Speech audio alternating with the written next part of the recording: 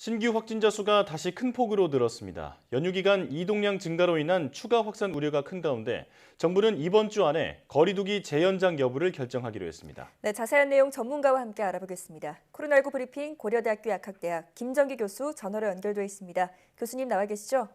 네, 안녕하세요. 예. 연휴 이후 첫 평일이었던 화요일에 1,805명의 신규 확진자가 나왔습니다. 한 주 전에 비하면 조금 줄었지만 여전히 많은 숫자인데요. 현재 상황부터 진단해 주시죠. 일단 오늘 발표된 신규 확진자 규모는 1,800명대 초반을 보이고 있는데 제가 보기에는 연휴 영향이 반영돼서 1,800명대가 아닐까 생각을 하고 있거든요. 예. 네. 그래서 제 개인적인 예측이 틀리기를 바라지만 내일은 지난 8월 11일 2,000명을 넘어섰던 2,222명 수준을 넘어서 또다시 2,000명 수준의 신규 확진자가 나오지 않을까 이렇게 조심스럽게 예측을 하고 있습니다. 네. 네. 그래서 지금은 계속 증가하고 있는 단계다 이렇게 보시면 될 것 같습니다. 네. 자, 국내 확진자 가운데 델타 변이 감염 비율이 85%를 넘은 데다 연휴 기간 이동량도 늘면서 추가 확산 우려가 커지고 있습니다. 자, 이런 상황이라면 말씀하신 것처럼 앞으로 감염자 수가 지금보다 더 큰 폭으로 증가할 가능성이 있다고 보시는 거죠? 일단 확산세를 꺾을 만한 추가적인 조치가 아직은 없는 상황입니다.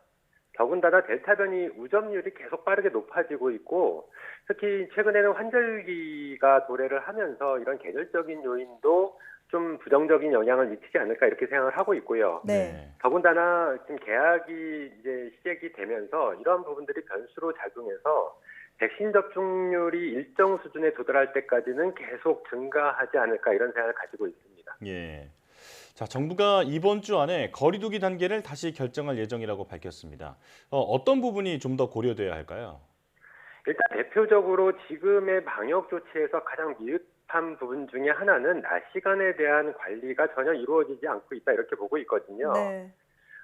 저녁 6시 이전에는 4명까지만 모일 수 있는 사적 모임 제한 조치만 있지 그 이외의 방역 조치는 사실상 없다 이렇게 보는 게 맞을 것 같습니다. 예. 따라서 이 낮 시간에 대한 관리 방안이 추가적으로 포함돼야 되지 않을까 이런 생각을 가지고 있습니다. 네, 낮 시간대의 방역 관리가 추가적으로 필요하다 이렇게 말씀해 주셨습니다.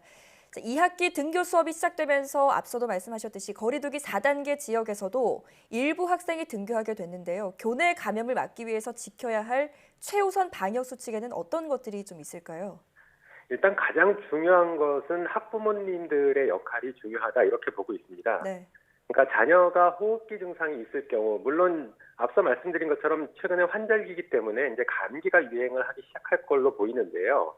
그럼에도 불구하고 호흡기 증상이 있을 경우에는 학교에 보내지 말고 일단 하루 이틀 경과를 본 다음에 상황이 좋아지지 않으면 바로 진단검사를 받도록 하는 게 가장 중요하다 이렇게 볼 수가 있고 예. 그럼에도 불구하고 학생들 사이에 어떤 호흡기 유사 증상을 보이는 학생들이 등교를 할 수가 있거든요. 예. 그렇기 때문에 교사들 같은 경우에는 학생들에 대한 보다 면밀한 그리고 적극적인 모니터링이 필요한 단계다 이렇게 보고 있습니다. 예. 따라서 유사 증상이 있을 경우에는 반드시 진단검사를 받도록 하는 게 최우선 방역 조치가 아닐까 이렇게 생각을 하고 있습니다. 네. 증상이 있으면 반드시 검사를 받아야 한다. 이 말씀을 다시 한번 강조를 해주셨습니다.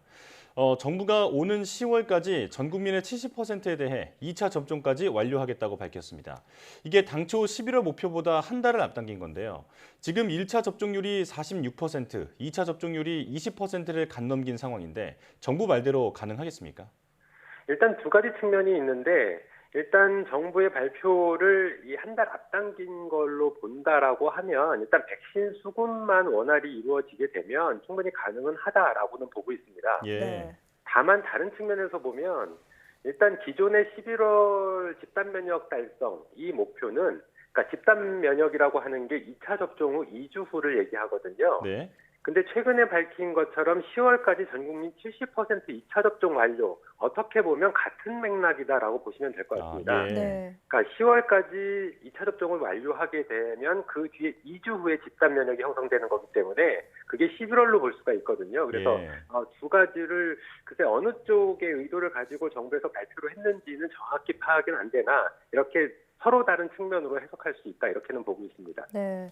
원활한 백신 수급 상황이 관건이 되겠군요. 자, 60세에서 74세 미접종자를 대상으로 한 1차 접종 예약이 지난 2일부터 진행되고 있습니다. 예약률이 16일 기준 23%로 나타났는데요. 고령층 미접종자의 예약률을 높일 방법에는 어떤 것들이 있을까요? 일단 고령층에서 백신 접종을 안 받으신 분들의 다양한 이유가 있겠습니다만 가장 대표적으로 이상 반응 우려가 있을 수가 있거든요. 예. 그렇기 때문에 정부 차원에서는 보건당국 차원에서는 이 이상 반응의 가능성을 줄이는 방안을 고민할 필요가 있다.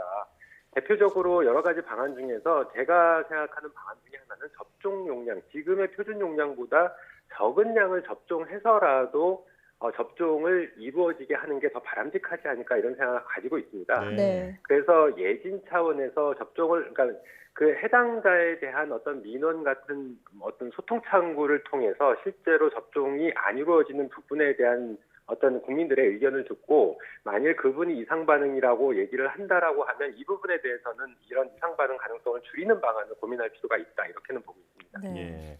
자, 여러모로 백신의 신뢰를 높일 수 있는 방안을 강구해야겠습니다. 백신 접종이 진행되면서 돌파 감염도 함께 늘고 있습니다. 연령별 돌파 감염 추정 사례 비율을 보면 30대에서 가장 높았고 연령대가 높아질수록 그 돌파 비율이 감소했는데요. 이게 어떤 이유 때문으로 볼 수 있을까요? 일단 크게 두 가지로 볼 수 있을 것 같습니다. 말씀하신 것처럼 7월 29일 0시 기준으로 국내 누적 돌파 감염자 수가 총 1,132명이었거든요. 네. 근데 연령대로 보면은 30대가 가장 높고 40대, 50대 이런 순서로 가고 있는데 일단 젊은 층 30대, 40대에서 높게 나타난 이유는 사회활동량이 많기 때문이 아닐까라는 생각을 가지고 있고요. 네. 여기에 실제로 당시에 분석을 할 당시에 백신의 종류별로도 돌파 감염이 이루어진 사례들을 비교 분석했거든요. 근데 얀센 백신이 가장 높습니다. 52%를 차지하고 있는데 예. 주로 국내에서 얀센 백신이 접종된 연령대가 30대, 40대 연령대이기 때문에 아마 이런 사회활동이 왕성한 부분 그리고 백신의 종류 이런 부분들이 복합적으로 작용한 게 아닌가 이런 생각을 가지고 있습니다. 네. 사회 활동량이 많다는 점과 백신의 종류를 들어주셨습니다. 자, 앞서 방역 당국은 자녀 백신에 한해서 30세 이상에게도 아스트라제네카 백신을 허용했습니다. 이를 두고 의협이 심각한 우려를 표했는데요. 정부와 전문가들의 의견이 엇갈리고 있습니다. 교수님께서는 어떻게 보십니까? 일단 의협 측의 어떤 입장은 예방적 효과 대비 백신 관련 이상 반응, 특히 주요 이상 반응의 위험도가 아스트라제네카 백신 2차 접종을 완료했을 때 더 높다, 상대적으로 높다 이런 판단을 하고 있는 거고 실제로 연령대로 보면 40대가 높다라고 평가를 하고 있거든요. 네. 근데 이 부분은 실제로 아스트라제네카 백신이 우리가 연령대 설정을 한 가장 대표적인 이유가 희귀혈전증 발생 우려거든요. 네. 근데 국내에서는 현재까지 아스트라제네카 백신을 한 1,000만 명 정도 이상이 맞았는데 그중에 이상 반응으로 인정된 케이스는 2건입니다. 그러니까 100만 명당 0.2건이기 때문에 상대적으로 해외 사례에 비해서 크게 최대는 30배 이상 낮다 이렇게 평가를 하는 게 맞을 것 같고 네. 그렇기 때문에 이 접종 실제로 지금은 접종 권고 연령은 50대로 되어 있지만 가능 연령은 30대로 한 거거든요. 그래서 개인의 선택에 의해서 하는 거는 오히려 바람직한 게 아닌가 이런 생각을 가지고 있습니다. 예. 자, 미국 보건 당국이 이르면 이번 주에 그 접종 완료 8개월이 지난 모든 미국인에게 부스터샷을 권고할 것으로 알려졌습니다. 이 8개월이라는 기간이 설정된 배경은 뭔가요?